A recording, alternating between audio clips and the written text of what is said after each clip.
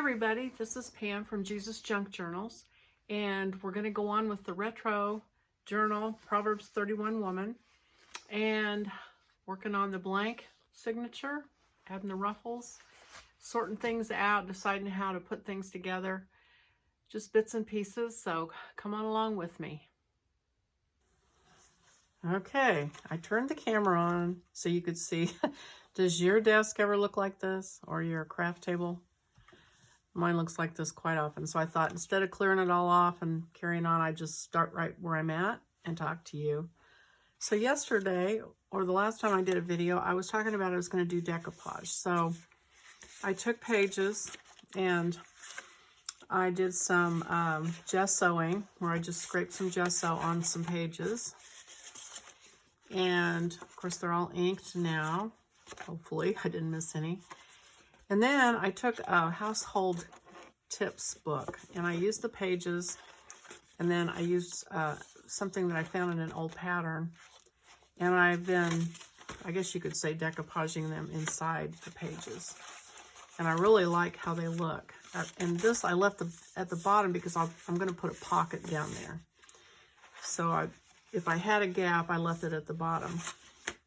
So that's how these look so far. So then I started sorting all the pieces and parts out, and what I had originally said was I was going to do sewing, cooking, traveling, a blank signature. But as I'm looking at these, I'm realizing and remembering that the actual scripture that this was all sort of based on, it goes in a certain order, and it really needs to go in order. They're all numbered. And the thing is this: some of the sewing verses are in the front, then it goes into some other things, and then it comes back to some sort of sewing type subject. So that means I'm not going to be able to put all the sewing things together if I want to keep the scriptures in order. So what I'm going to do is just follow the order of the scriptures and see how that comes out. So I'm not going to know until I'm all done, really, how it looks, I think. So I sorted out some of the sewing things, and I sorted out there's still cooking and food related items besides the cookbook that need to go in. So I think the cookbook is just going to stand on its own. It's a cookbook. And the rest of it can just kind of fill in with the actual scriptures as they go. And then I did want a blank that I'm going to put in with elastic so it can be removable. So I just took some plain copy paper, and I used spray distress ink, and just kind of sprayed the papers on both sides just so they're not white. And I used peeled paint and raspberry. I forget what the raspberry is. And they're the oxide, sorry. They're the distress oxide sprays. So those are the pages for the blanks. And then the cover, I was going to use this one. And so the next thing I'm going to do, I bought this at Hobby Lobby like 2 months ago, and I've just been itching to use it. And what I've learned as I've gone along is I seem to always wait till the very end, and I have everything, the book bound, the journal bound. Then I go back and try to sew in tabs and things. And so instead, I'm going to be smart. I hope that's what this is. And put this in now, before I bind it.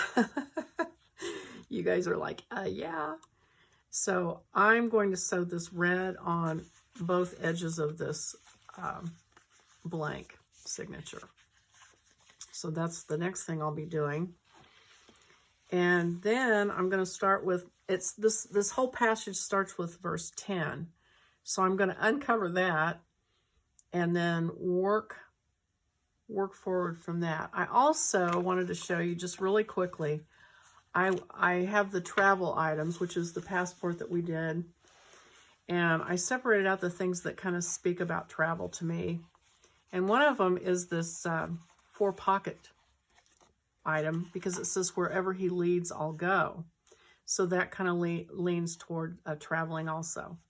So I also kind of feel like this kind of almost in the 60s, might be in the 60s, kind of speaks about travel. So I use some of those elements for the traveling. Here's a coin envelope, the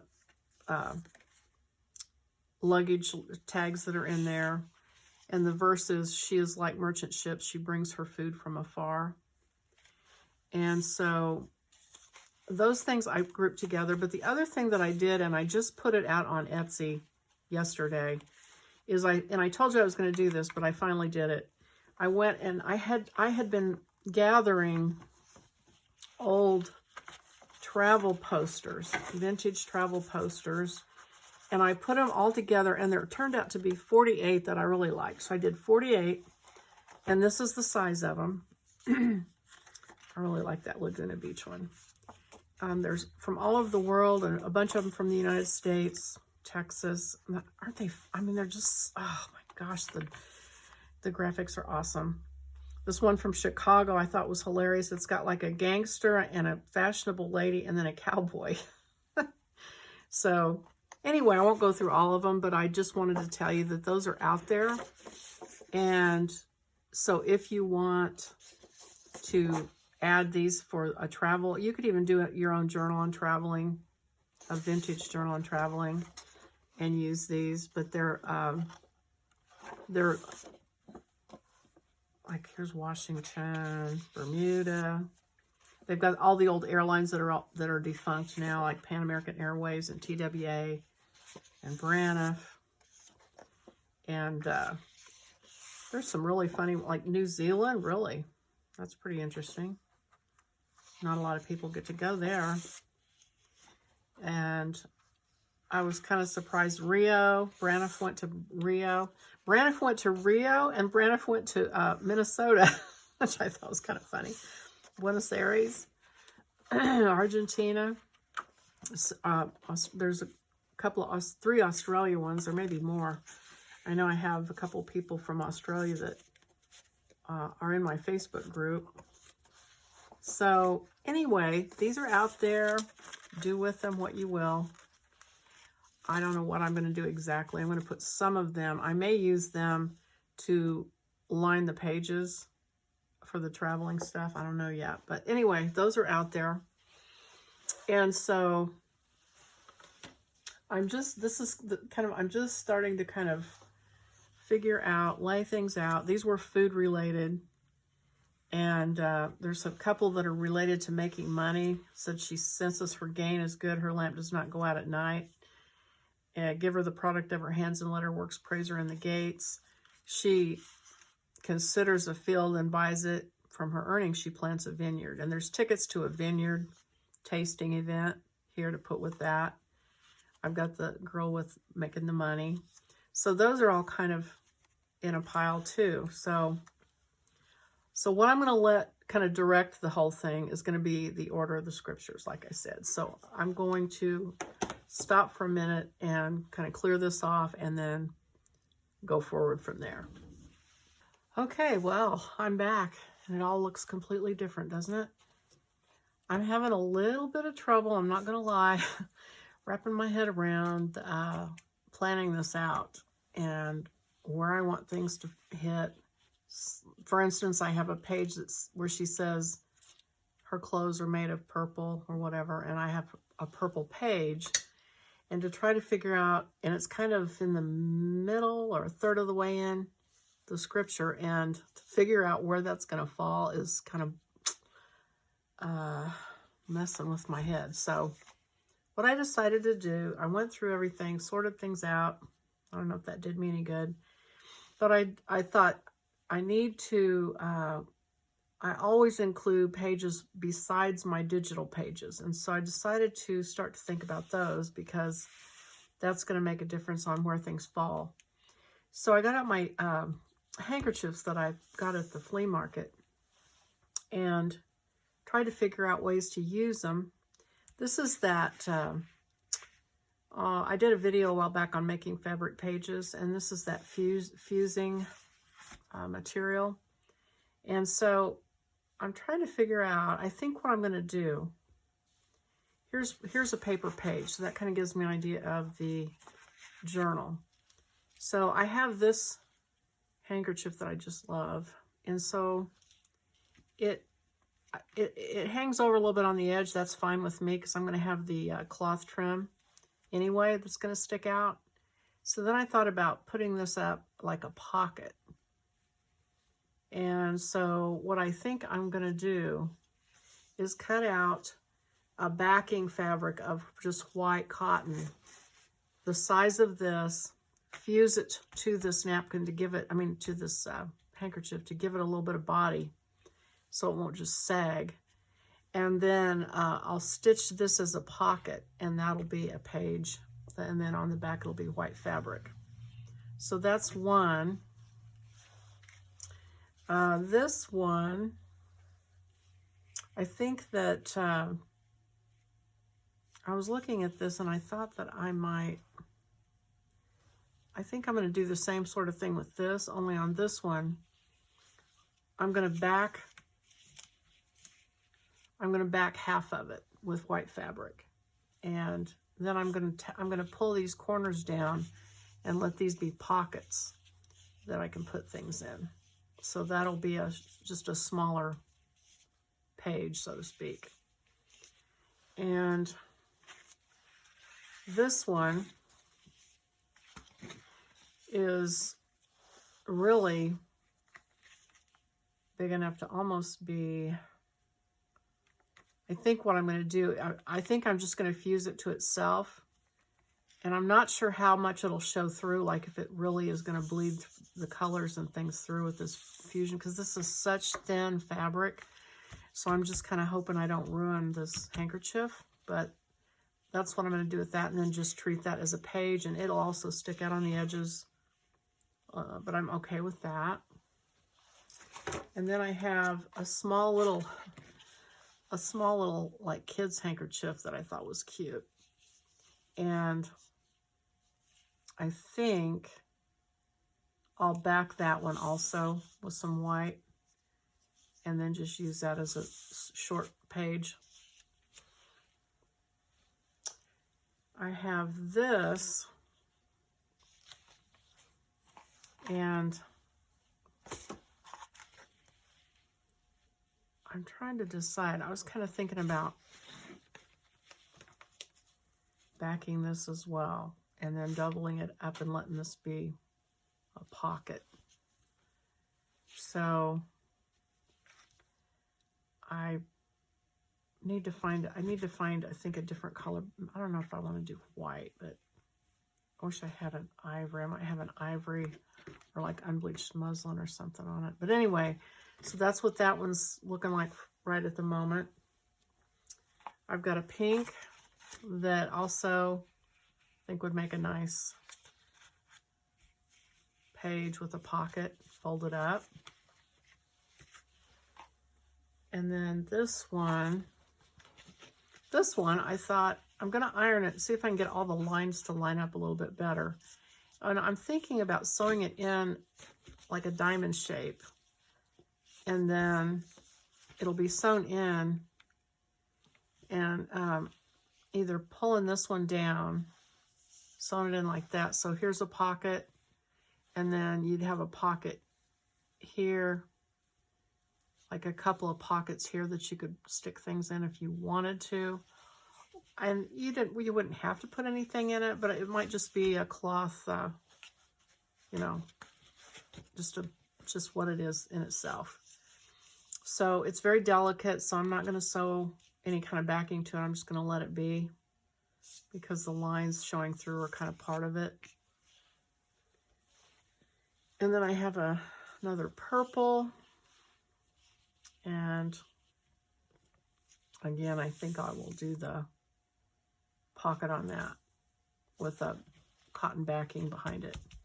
So I'm going to go do that, and then I'll come back and let you see how those look. Okay, I thought I'd turn the camera back on for a second and show you. I had a thought on this one. I think what I'm going to do, I brought the corners up to the center. So I think what I'm going to do is put the iron-on backing, the fusing material in between these layers. And then, so this will be fused. And then what I'm going to do is let this part be on this side. So I'll have two tuck-in pockets, and then fold this back on this side. Not on this piece of paper, of course, but have two on the other side. And so that'll give me 4 corner pockets with this one handkerchief. So we'll see if it works out. I think it'll work if I do it right, but we'll see. And then I also wanted to show you, I didn't want to do this all on camera because I thought it might be boring, but what I did is I measured this this handkerchief and cut a square piece of the fusible material, and I took it like, I don't want the fusible material to stick out farther than the fabric because it'll gum everything up. So I'm trying to cut it just a tiny bit short of what it should be. And then I cut, using this as my pattern, I cut a piece of white cotton fabric, and I left an edge. There's one edge is the finished edge, and then this edge I left just a little bit. And what I'm going to try and do, I don't know if I can do it or not, is maybe just tuck this edge under like that, and then fuse it like that, so it sort of makes a hem, and then fuse this to it. So we'll see how that works. And what else did I do? I think on this one, so what I decided to do is cut a piece of the fusing about that big. And so I will fuse that to the handkerchief, and then fuse this to the other side of it. And then what that will do is create a page where this top flops down, or it sticks out, however I decide to do it. And then this will be a pocket on the bottom, and I'll stitch it here. And then this will, I wanted this edge to just be the thin fabric of the handkerchief. So this will be a little solid to make it a little bit more solid and substantial in the journal. So anyway, I just wanted to show you, I'm not just cutting squares out. I'm trying to think about, what do I want to hang out the edges? Do I want them to be stiff? Do I want them to be loose? So if you do it on yours, you can think about those things too. Okay, so here we are after some stitching and ironing and so on and so forth. So here's the red ruffle on the blank journal signature. I did some fun edging on that. That was from Hobby Lobby. I ended up, all the different iterations I thought I was going to do with the hankies. So here's what I ended up with on this one. So it has a pocket here and a pocket here. And this one, let's see, I just showed you that one. This one I ended up putting these two together.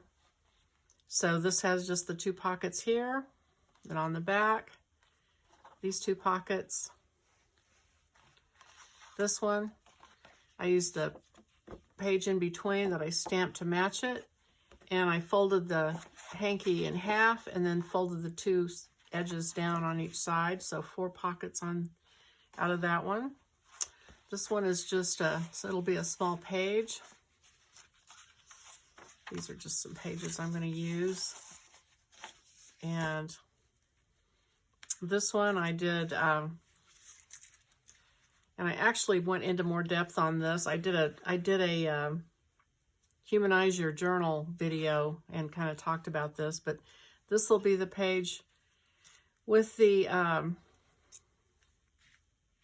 purple. So you can put things up in here. And on the back will be pocket, pocket. This one, I ended up doing this with it. It's kind of the same as that one over there. Stamped to match, and just folded it in half and brought the points down to make 4 corner pockets with that. So that's the sewing, and so that's it for this video, and I thank you for watching. I'd love it if you click the like button. I'd love it if you click the subscribe button. It really does help me a lot, and I will see you on the next video. Thanks.